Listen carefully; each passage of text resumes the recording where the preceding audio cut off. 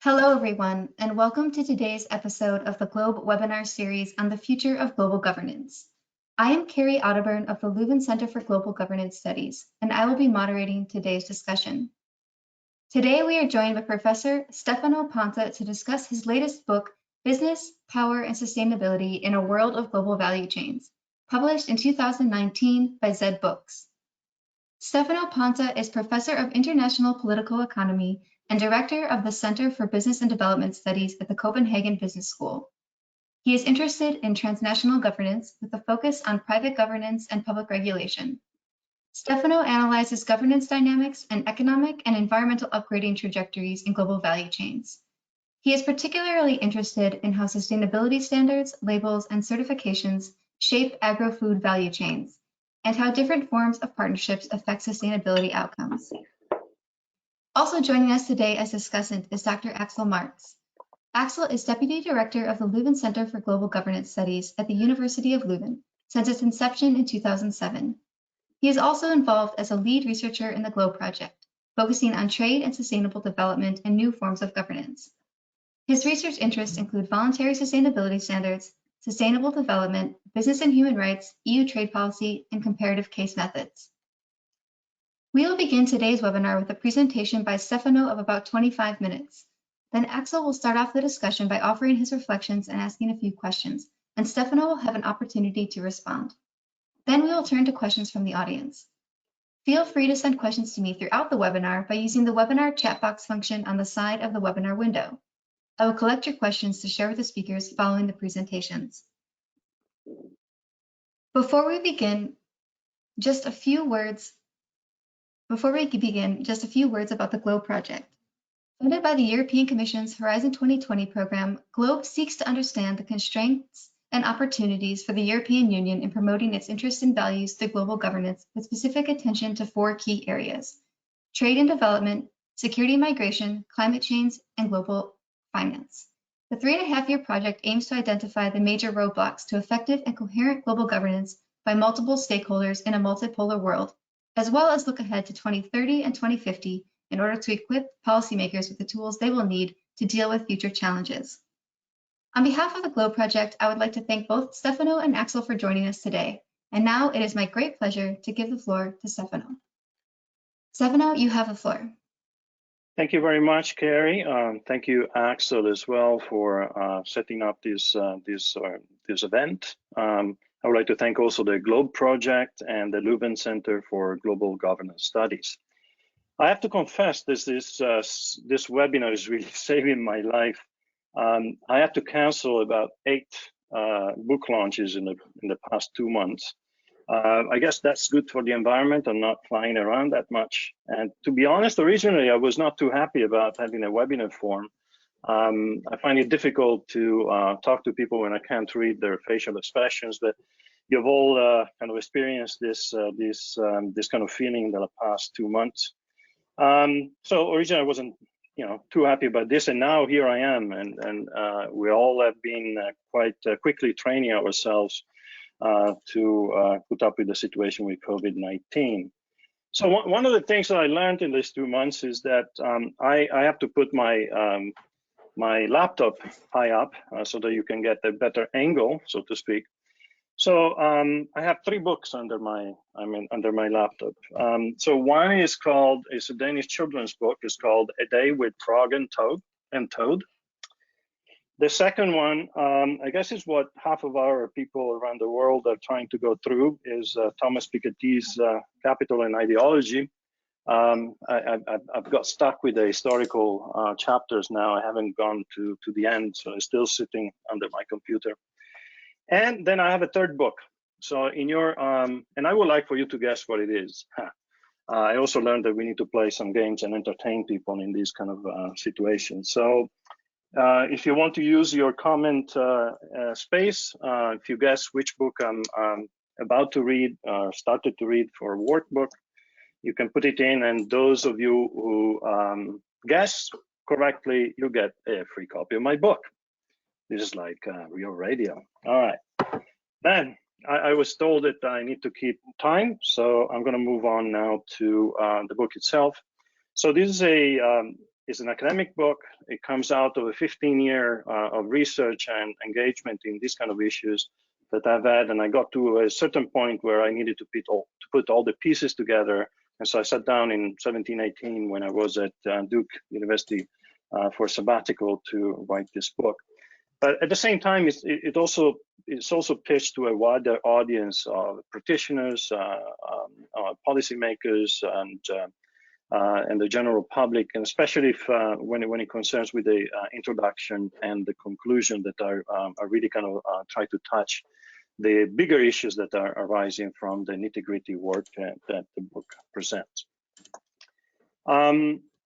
So just to give you a peek into the content of the book, as I said, after an introduction that is more about setting the stage, the first two chapters are theoretical. It's really about applying a new theory of power and global value chains in situations of where sustainability governance is very important. The third and fourth chapters are the empirical chapters, and I focus on three particular global value chains, but I'll tell you a bit more about the empirics in a moment. And the fourth chapter is really about value creation and capture dynamics that are happening through these value chains. Chapter 5 is for policymakers and anybody who's interested in making a difference, and it's a sort of a chapter where we look at how sustainability is being orchestrated and what limitations there are in this. I will have a slide for you today on this discussion, so I'll leave it at that for now.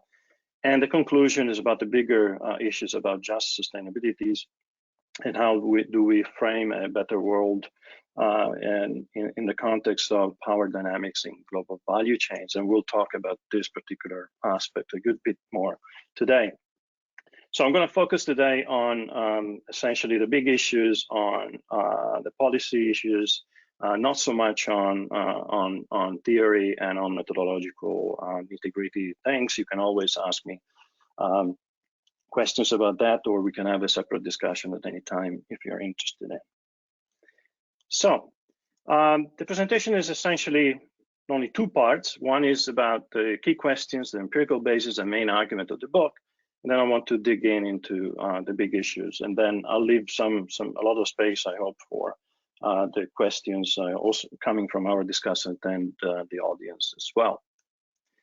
So the three big issues that really drove me to write this book are these three that I put up now. So first of all, is sustainability becoming important for business in a world of global value chains? If so, why and how? So I joined the Copenhagen Business School about 10 years ago, and these were questions that were starting to be asked in the business world and in business school sort of oriented discussions.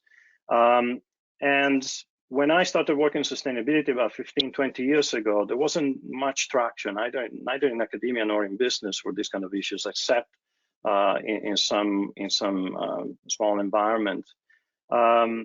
So the second and following up question was for me, so is business really helping to solve global sustainability crisis? I heard a lot when I came to the business school about all the resources and the potential for business to really tackle these problems. And so I wanted to ask, is that happening? To what extent? How? And in the process, I'm a political economist, so I'm interested in who wins and who loses. So the book is also trying to answer some of these questions. The third part is really what to do, right? So what are the role of public policy and activism in this context? And even broader, what alternative models of the economy can help addressing global sustainability challenges? So the empirical basis is really three in-depth case studies, wine, coffee, and biofuels. I guess I like liquid forms. I started with coffee, doing research on coffee about 20 years ago and followed it up all these years with some in and out of the industry. Started working on wine in about 2005, so now 15 years or so, and then on biofuels from 2010, 11, so the last 10 years. So the book is really built upon a historical analysis of changes in power dynamics in these three value chains that are quite different when it comes to the importance of sustainability in governing these value chains, in creating value, in redistributing value. In wine, it has been moving in that direction. Sustainability is becoming more important, but it hasn't been central until very recently, and only in certain areas, geographically speaking. In coffee, it has been quite important since coffee has been one of the first movers in terms of agro-food industries that moved towards seeking sustainability certifications for fair trade, for organic, and a whole other series of certifications for which we have a large number now that are competing with each other as well. So that was very interesting from that perspective.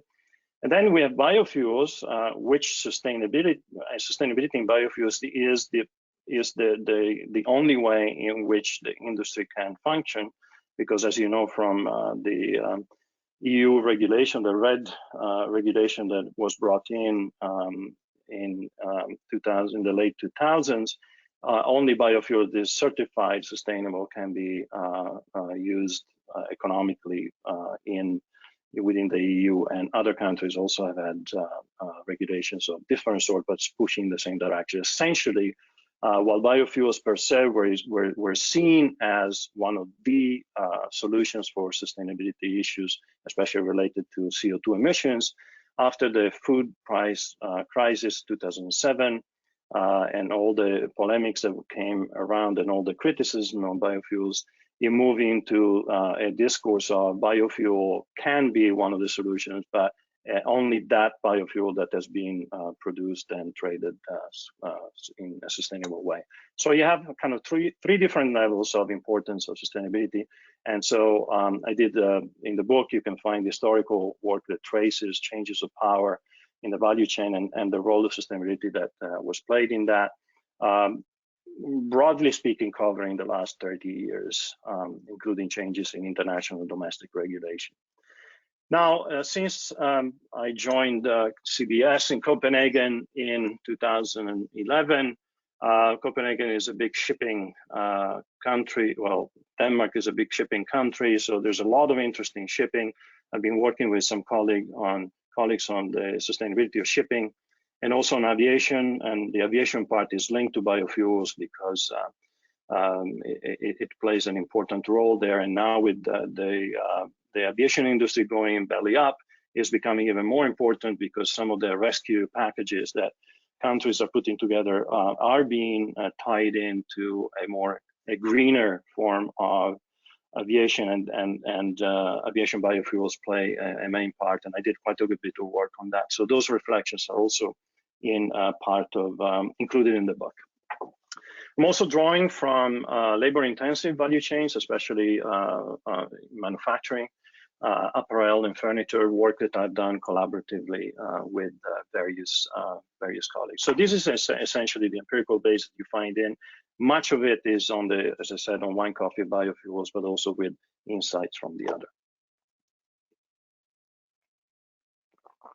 Now, I was told by my publisher that if I wanted to reach a broader audience, I needed to have an argument that could be expanded or explained in 2 lines.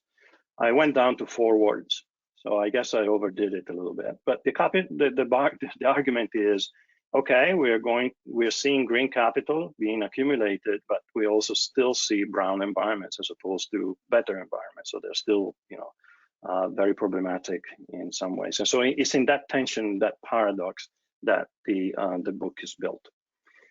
So the sort of the findings / argument is built upon three main blocks.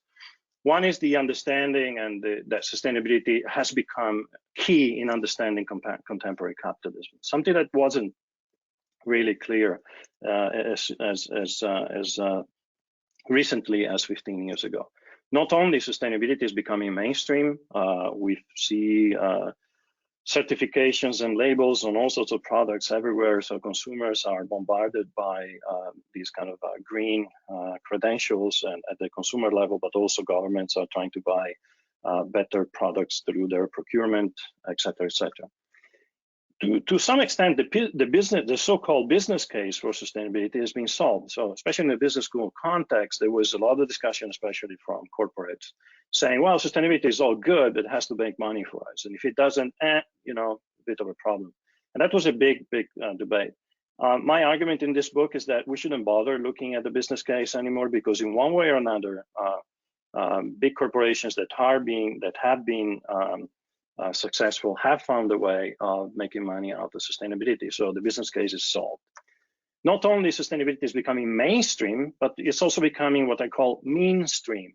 It means that it's becoming acceptable and okay to extract value through sustainability, even though that value is captured from other people, other actors in the value chain. And I'll come back to that in a second in my third point here. So bear with me for a second.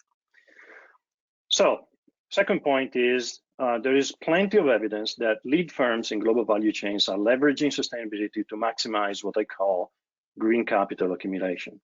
So they're creating new value, they're producing and bringing to consumers new and better products and services in terms of some of the claims on the environment. Again, the book is, sorry, I didn't say that before, the book is based on environmental issues rather than social, not because they're more important, but because there's only so much one could do in one book. So the focus here is on the environment. These companies are also, through that process, diversifying the portfolio of goods and services that they can offer, which is a good thing for them. They're minimizing reputational risk. If anything goes wrong, they may have either a sustainability certification and say, well, we're certified that something wrong has gone outside of our control, or they have hands-on agreements with their suppliers and sub-suppliers to deliver certain sustainability criteria. And if those things go wrong, in any case, they can claim that they were trying to do the best they could. Not always that works that way in terms of reputation. Also, indirectly, the sustainability has been used to soften regulatory demands.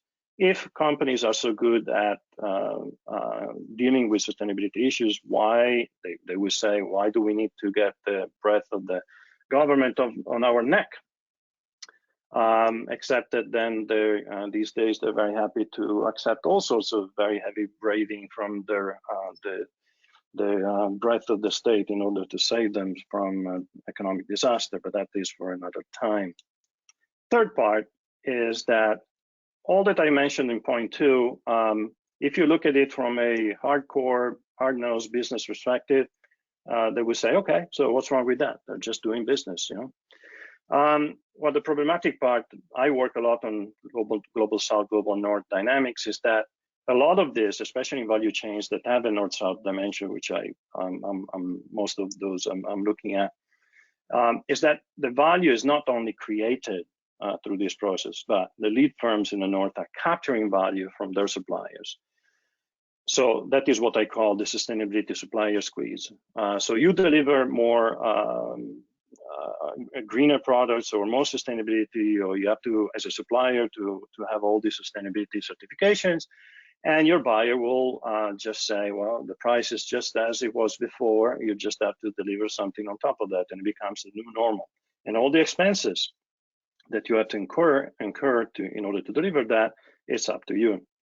Not only that, the mantra of transparency, of sharing of information is a very fashionable thing to say. Transparency is good for anyone, except that transparency on key information on cost structures from suppliers, if they go in the hands of buyers, then the buyers know exactly how much to push and how much they can squeeze your margins even more. So it's not just us going on Facebook and Twitter and sharing our information for free. It's also a question that the same approach to data and information is a commodity. If you give it out for free, or if somebody takes it from you, you have a loss, applies into buyer-supplier dynamics. Not only that, the evidence that even if we said, okay, well, this is business, all too bad, we're extracting value from the South, but at the very least, we're making a big difference on the environment. Okay, the evidence is very mixed, but it doesn't look good. Okay, and in many cases, what we are developing are markets for sustainable products, rather than making sure that the products that are coming into the market are sustainable. And the difference is quite big. And there is a lot of competition between various sustainability certifications in which indicate that there's a competition in the market for sustainability certifications as well as in the market for goods. And if you want to know a bit more about this in the question and answer, you're very welcome to ask. So public orchestration, this is the chapter that I was telling you about earlier, where I look at how governments and international organizations need to apply both direct and indirect, soft and hard tools. So it's not just a question of regulation, but a lot of other tools. And I spent a lot of time trying to understand how and which tools could be used in what situations, in what combinations. And it's obviously quite complicated. But in general, we do know that there is good potential for interventions when well, the interventions are different in different value chains that have different governance and power dynamics. So we need to start from there, right? And when we leverage the leverage points in global value chains work to make a difference is when these value chains are led by branded retailers, because they are consumer facing, they have a brand to defend, and it's relatively easy to make them do things to change their operations in order to take care of that. There's a lot of different situations there. Again, I don't have too much time now, but hopefully in the question and answer, we can discuss some of these in more detail. What comes through in most of the case studies, I think all but one, most of them essentially is that it's really important to enhance the visibility of the issue that we are trying to tackle, whether that is CO2 emissions or biodiversity or whatever. And this is all good and important, but it also leads us to the point that if a product or a commodity or an issue is not visible, then it's actually quite difficult to have to operate pressure from civil society or from consumers in order to make a change. And therefore, public regulation has actually a very, very important, essential role in more so-called invisible global value chains, where there isn't really all these kind of intermediate products or bulk commodities like fertilizer, etc. That is very difficult to make changes there in the way that we know how to push, say, the Gap or H&M or other branded merchandisers. Now, if I am not mistaken, I still have 5 to 6 minutes, and I would like to go along with you to try to tackle at least two slides of the big questions that I'm trying to go through in the book. And so the first one is a reflection on green capitalism and whether green capitalism is really enough. The argument I make in the book is that discussions on the sustainability of capitalist production need to be discussions of power relations. And so that's why they focus on power in the book, on inequality, and on environmental, climate, and social justice. Now, if we look at the current manifestation of sustainability governance, especially and sustainable development, and especially in the SDG construction, it has been stripped by and far by its justice elements, and has become all but synonymous with sustained economic growth. So it has embedded unfettered and apolitical technological optimism and sustainability consumerism. So unjust sustainability or unfair sustainability is actually part and parcel of green capitalism.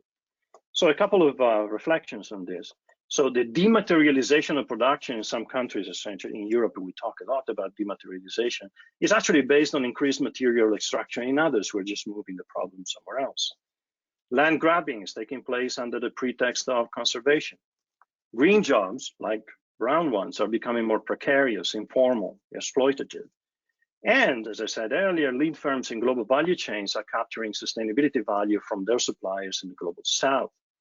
So even the most innovative business models, such as, say, service leasing instead of ownership of durable goods, and technological innovations, advances in photovoltaics have been incredible.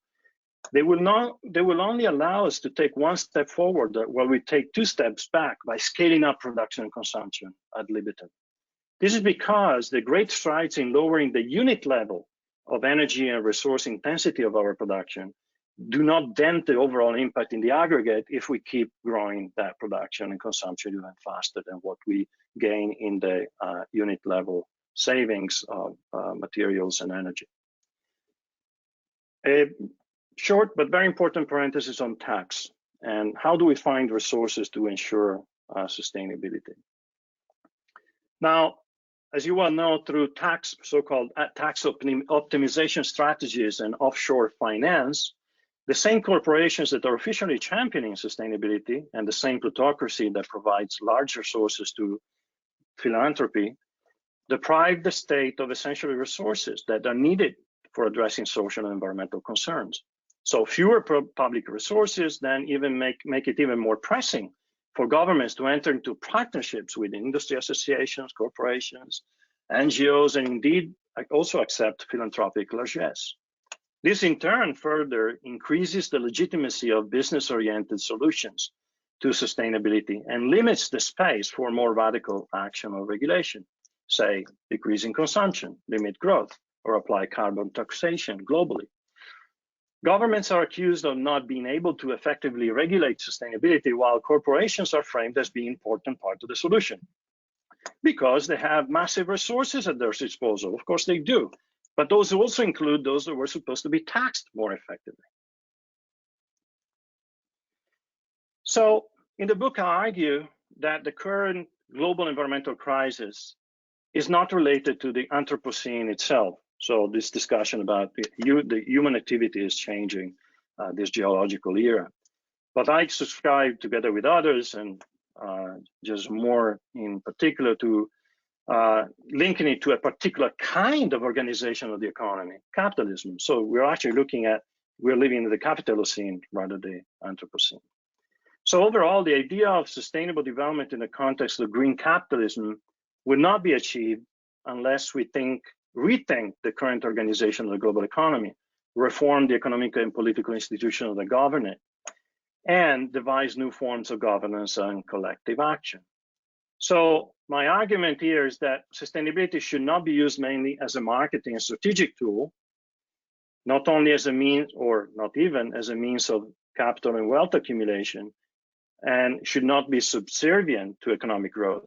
If we continue down this path, efficiency gains will continue to be reinvested in further expanding production and consumption and to be transformed in wealth for the plutocracy and large corporations, ultimately exacerbating the global sustainability crisis. So we hear a lot about partnerships, okay? I have done a lot of work on partnerships. A lot of them do a lot of really good work, but I also think that it's time to go back to more contrarian approaches towards sustainability or a combination of the two.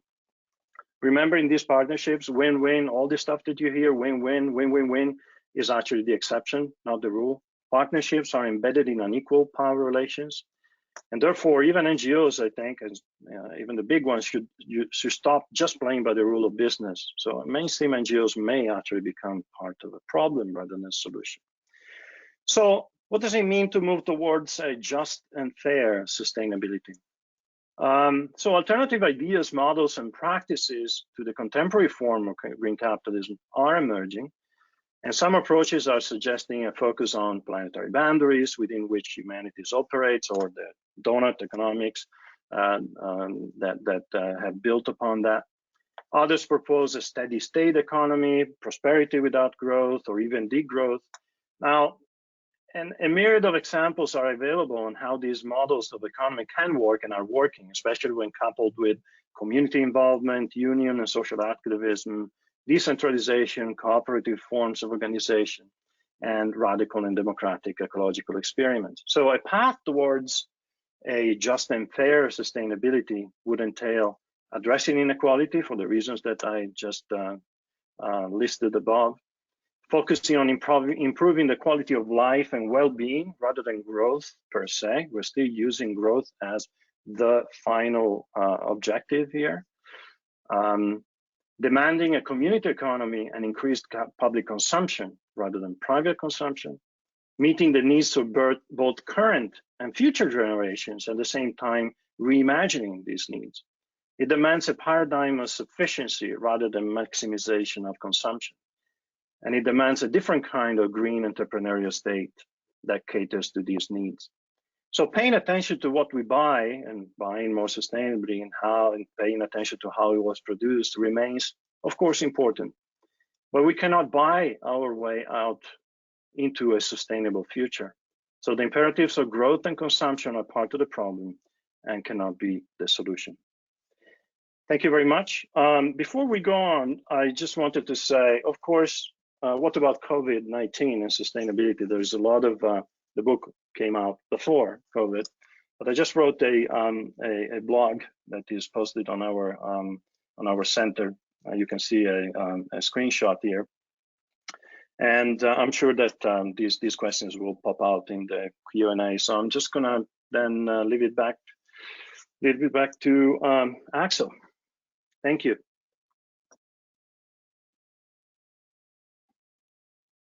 Thank you very much, and thank you very much for an excellent presentation. I would like to invite everybody on the webinar to send in questions, and then we will send them to Professor Ponte to respond to it. Before we do that, I want to offer some, let's say, reflections on the book and also ask some questions.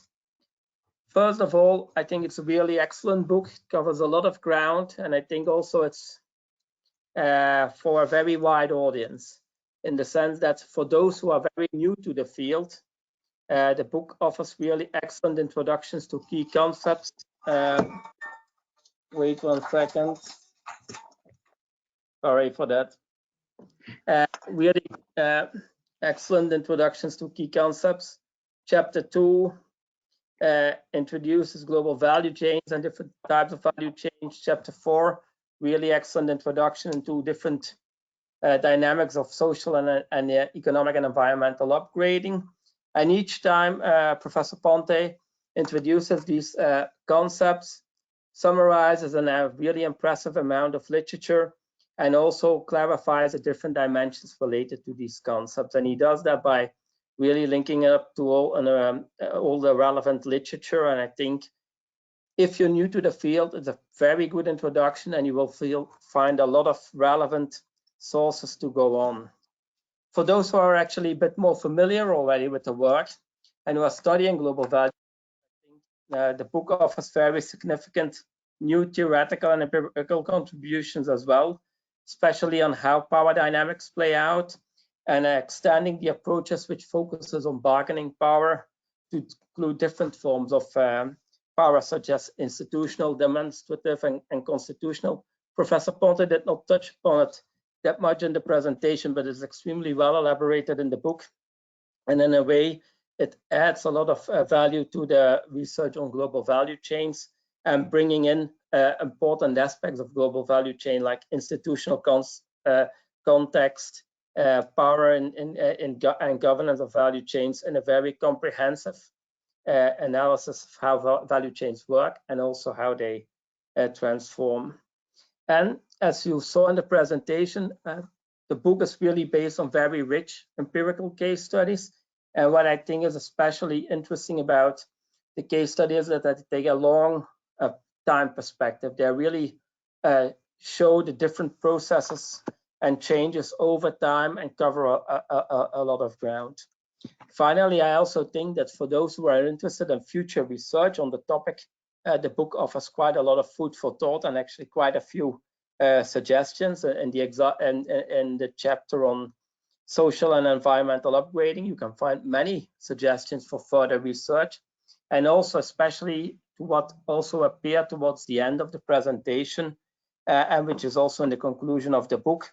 I think there's a whole research agenda out there on distributional issues related to climate justice, environmental justice, who are the winners and losers, and how that might be addressed. So I think for all these reasons, it's a very valuable contribution, and it will be very usable for a large audience and many students of global value chains.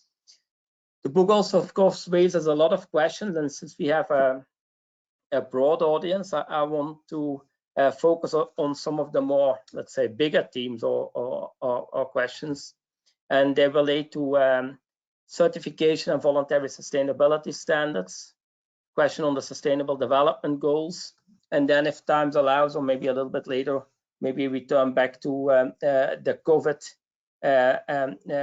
pandemic, which we are currently witnessing, and also maybe some questions which relate to the fifth chapter on orchestration and public-private interactions and how current new developments and regulatory approaches towards due diligence might fit into the whole discussion.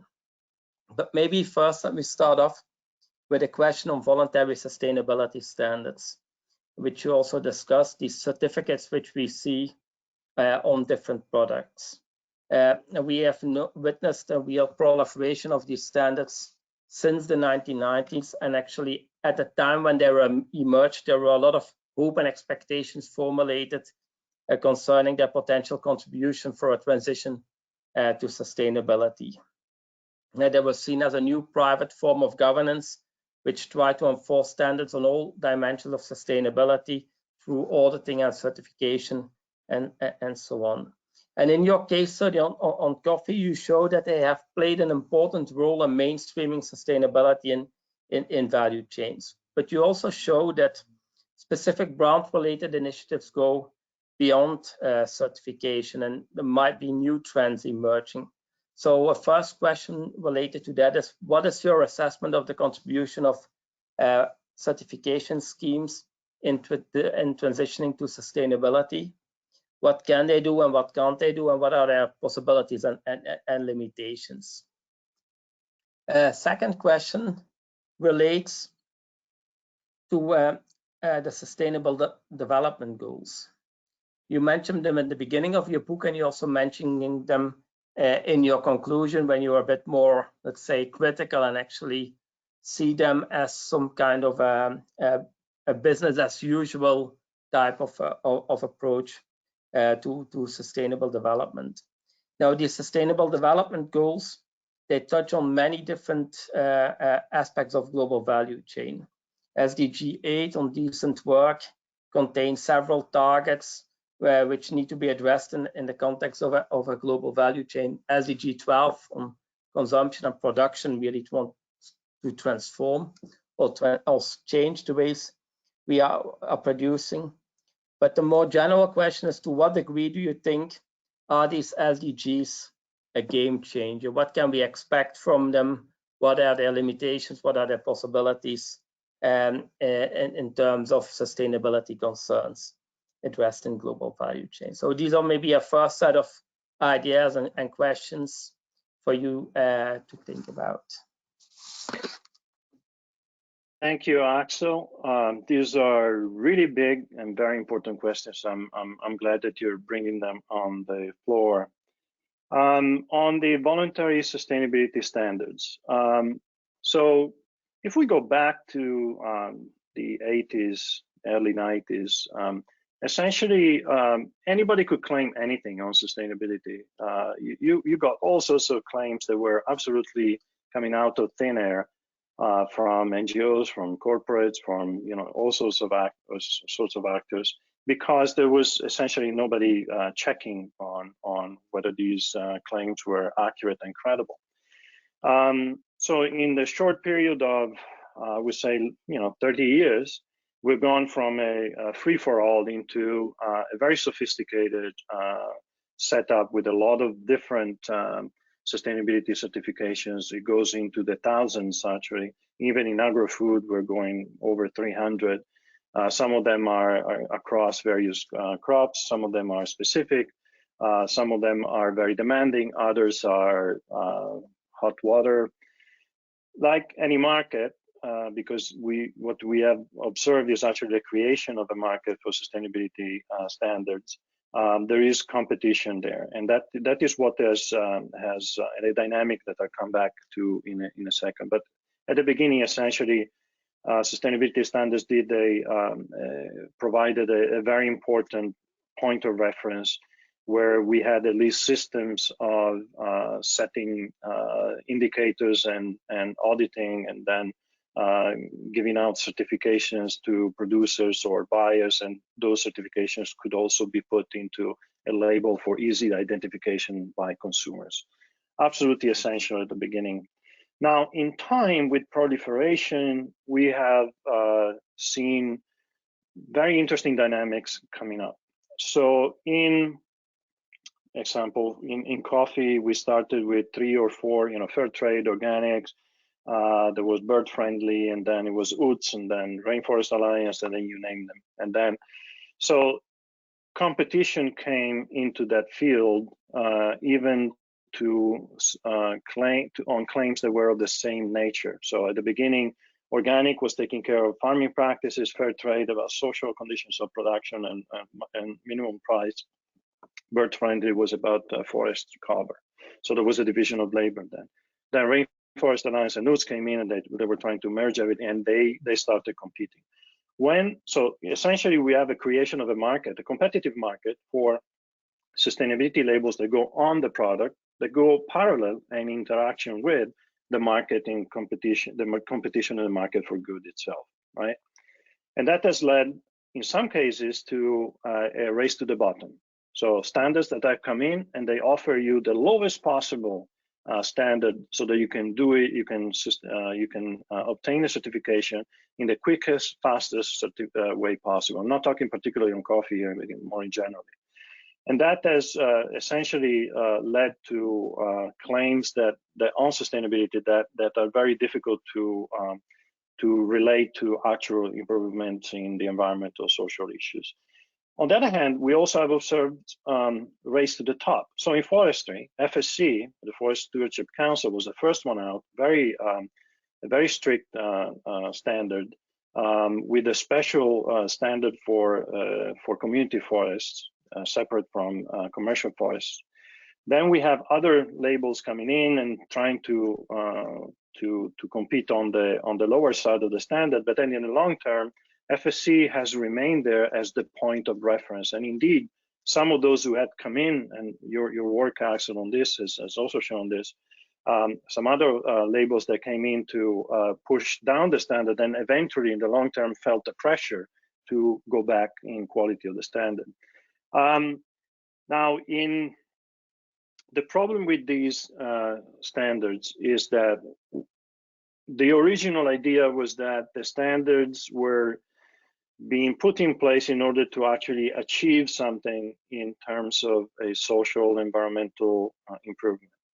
In time, they became something that created markets for labels affixed on these products without actually measuring the impact on the environment, on social conditions of production, to the point that only in the last few years, when the ICL Alliance, which is an alliance of standard-making organizations, decided that they needed a code of conduct on impact, because most of the labels were just counting beans. They were saying, oh, we have certified so many hectares, we have certified so many tons, but we didn't know. So what does it mean in terms of reducing deforestation, addressing the overfishing of the oceans, et cetera, et cetera. So now we're moving slowly towards also taking care of that. So that is an element that is really problematic. The second element is the question of redistribution.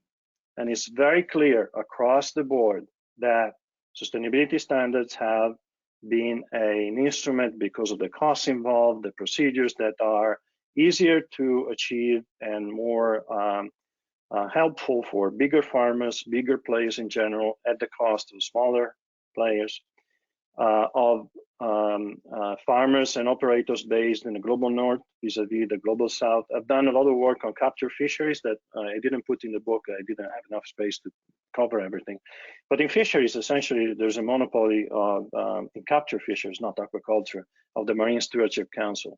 And Marine Stewardship Council essentially wrote a standard that was targeted towards industrial fisheries in the global north.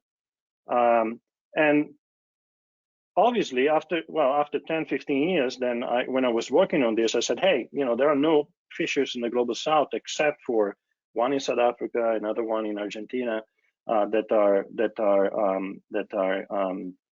going through this process, even though half of the global traded fish comes from the global south. That has a massive redistributive effects. Some things have changed in MSC. They have been really trying, but this is just to have an example that there are huge distributive dynamics, and therefore in the book, what I see, unfortunately, is that the sustainability certifications are being used by lead firms to consolidate the power dynamics that they have over other actors in the global value chain, as opposed to that could have been used to work against those dynamics and indeed give a better deal to farmers. So sustainability is all good, but if we are placing all the cost of sustainability certification and compliance on farmers and then extracting all the value, at the end of the day, is not going to work. So that's we could go on forever on this, but I'm afraid we don't have so much time. The Sustainable Development Goals. Similarly, I think it was a game changer in terms of discourse and awareness on sustainability. Okay, there's definitely a before and after that. I think it was the best PR campaign ever. Okay, they got the colors right. They got the way in which it's being put out has been pushed in all sorts of ways.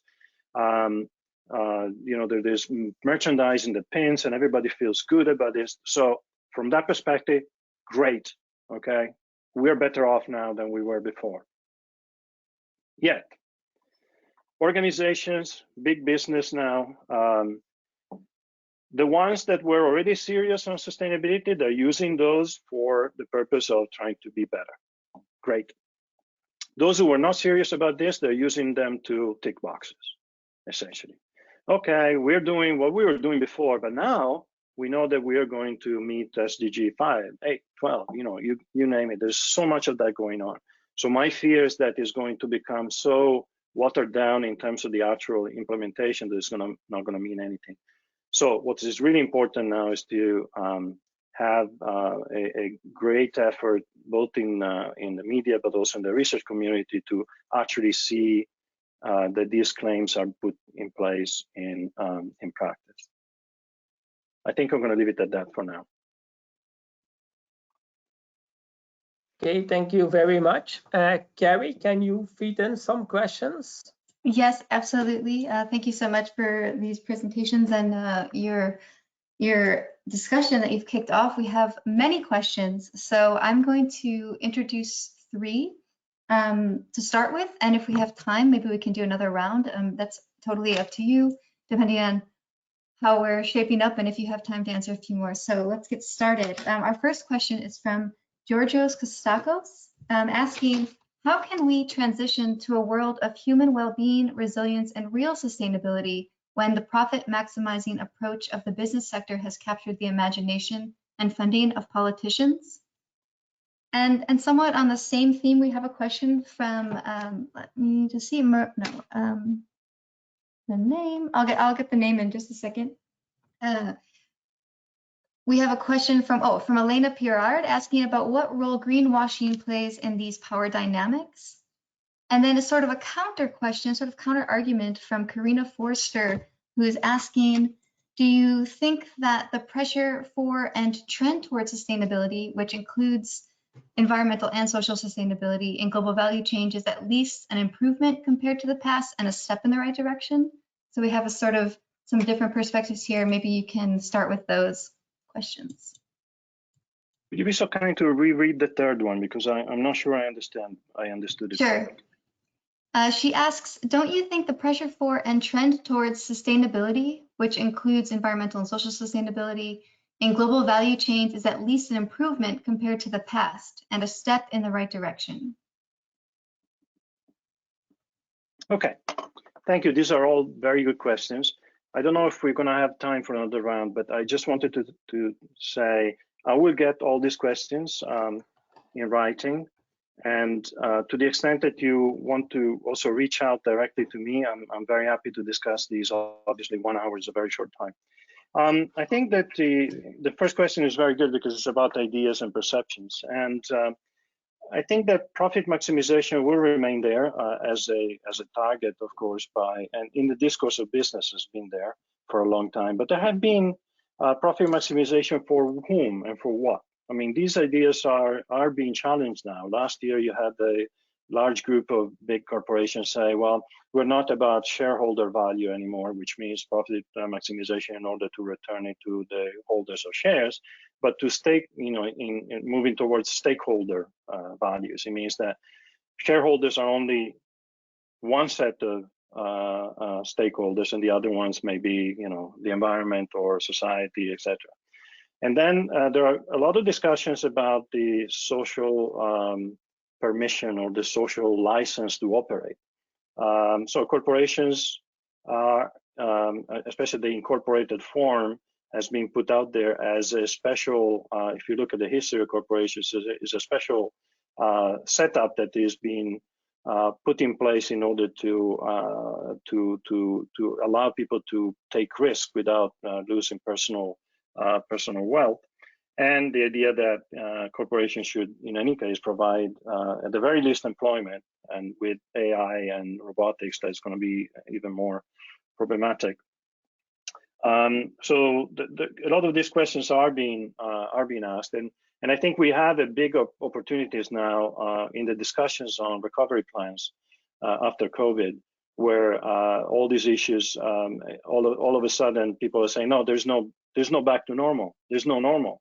That normal is going to be rethought, not just in terms of the pandemics, but it has to be thought in terms of the other crisis that is creeping up, climate change and sustainability.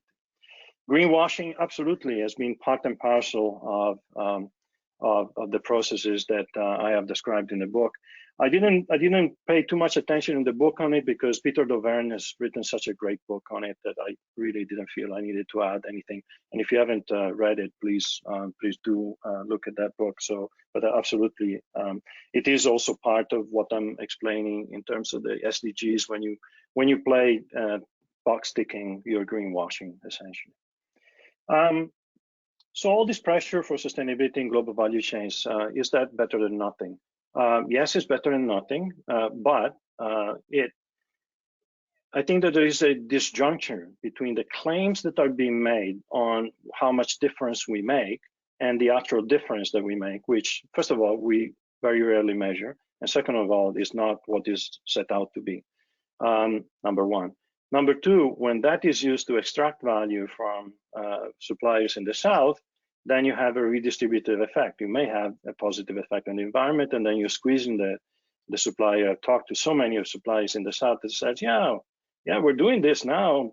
We have to if we don't want to lose the contract, but then we have to get rid of half of our labor force from being labor force that is on full-time with benefits into contract workers because we can't afford it.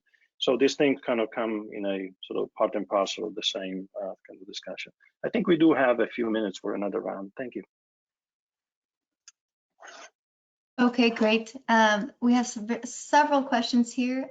So I will start off with one from Boris Verbrugge, asking about big multinational companies using sustainability governance as a way to safeguard the status quo. Is this likely to be the result of binding legislation on business and human rights as well? Or can civil society use this as an arena to contest the terms of sustainability? We also have another one, let me just find it, on public regulation. We actually have a couple on public regulation. One that's asking about the emphasis on transparency in many existing public regulations and the transparency obligations linked to reporting, etc., especially since you underlined that transparency can also have adverse effects on buyer-supplier relations. So if you could give your thoughts about that. And the second one about public regulation comes from Jojo Nemsing, asking about to what extent developing country governments can participate in the regulation of the value chain, or are we still depending on rule makers from the global north in designing such regulations? So maybe we'll start off with those.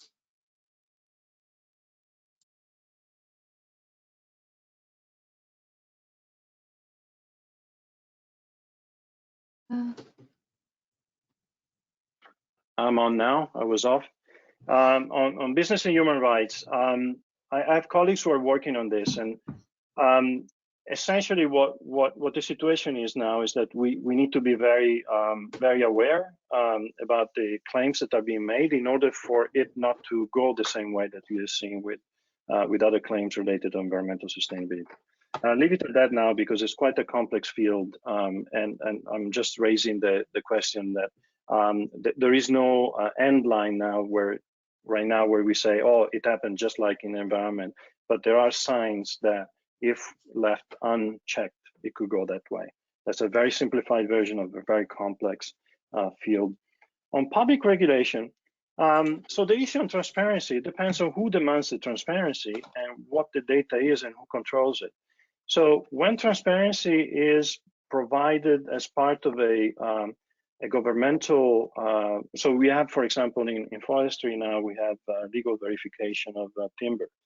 So that requires transparency, but it has a lot more bite than just a certification, and it has the feature that the information itself is not captured and necessarily by the buyers. What is happening now in terms of value capture through transparency is happening a lot within private forms of sustainability governance. So in the coffee sector, for example, the large corporations are now going into their own private standards. And so they don't share any of that transparency with anyone, but in the name of themselves being able to then show others that we cut down on CO2 emissions, then they leverage on that information. So transparency per se is not bad, it's what is done with transparency, what is done with that information, who controls it, and who can get the value out of that. Those are the questions that we need to ask as researchers and as policymakers or activists. Public regulation in the global south, absolutely essential, and it's moving, okay? This is one of the few nice stories that I have from the last few years, is, for example, in the cocoa market now, you have Cote d'Ivoire and Ghana, who has put themselves together to, I mean, it's not applicable everywhere because they have such a big proportion of the supply of cocoa, but essentially are saying, well, you want our cocoa? Here's the minimum price. This is the living price for a family to make a living. Take it or leave it. And it's changing, you know, it's moving the table around. I'm not saying that it is possible everywhere. I'm not saying that the international regulation can be brought in the way that used to be regulated in the coffee market, for example. But there are things that governments in the South can and should do, and there are good signs that may make a difference. Thank you. Thank you very much. Do we have time for a couple more? I think maybe we are almost at the end here. But maybe one more if you want to try it. It's up to you. It's up to you. Absolutely. So we have one from Gerrit van Kelster asking about COVID-19 refocusing attention away from global value chains, or perhaps that's a hope of that happening, towards more local initiatives. How do the proposed solutions fit with this new focus, including in the North? For very, very few local initiatives, one sees similar issues in the global value chains, zero-hour contracts, dressed up as volunteering, etc. And then just a really quick practical question from a few people who wanted you to please share the name of the greenwashing book you mentioned. Okay, I will. I will put it in the, I don't remember exactly, so it's Peter Leuven, but the title of the book escapes me now, but I will send it in the text format after we're done, so you can find it there. Perfect. In terms of COVID, the question was much more elaborated than I have time to respond. But what is happening now is essentially we're reconsidering whether global value chains will be there at all, or in the same way that we have seen them in the process of globalization. What is happening is COVID is quickening something that was happening already. The relocation of production, especially manufacturing, closer to home because of AI, robotics, 3D printing. So that was already happening. But now it has a public strategic support, and so the geography of production is going to change. That is for sure. But the other side of COVID is that it can also be used to promote a green and just recovery. So a lot of the issues that I brought out in my conclusion can be coupled with a green recovery plan for COVID-19, so we can change the discourse there. I know this is not the answer to the exact question you asked, but it would take more time, and I'm happy to take it bilaterally. I have been told to close at 4 o'clock sharp. Thank you so much. Thank you, everyone. Thank you. Thank you so much. It was such a delightful discussion, and I hope that we can continue to engage with some of these questions. We had probably a record number today, which is great. I think it shows how timely this topic is. But before leaving you, I would like to first thank you for joining us, Professor, and Axel Marx, and also to announce our next webinars. Our Globe webinar series will continue on the 28th of May with Professor Charles Roger on his new book, The Origins of Informality, Why the Legal Foundations of Global Governance Are Shifting and Why It Matters. And then on the 15th of June with Professor Amrita Narlikar on her book, Poverty Narratives and Power Paradoxes in International Trade Negotiations and Beyond. So please check out our website at globe-project.eu for further details and updates on the Globe project, including the webinar series. And thank you for joining us, and we hope you will join us again next time. From Stefano, Axel, the team, and myself. And thank you and goodbye. Thank you. Bye.